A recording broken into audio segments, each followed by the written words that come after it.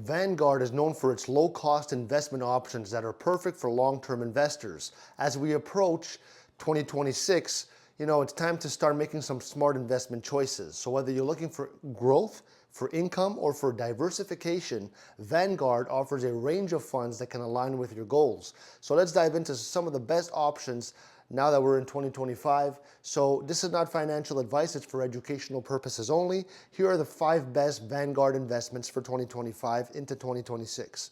Now, number 1, Vanguard Total Stock Market Index Fund. This fund provides exposure to the entire US stock market, giving you growth potential across large, mid, and small companies. Number 2 is Vanguard S&P 500 ETF.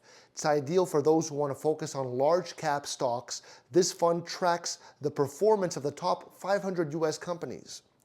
Number 3 is Vanguard Growth Index Fund. This fund focuses on high growth companies in sectors like technology, healthcare, and consumer discretionary.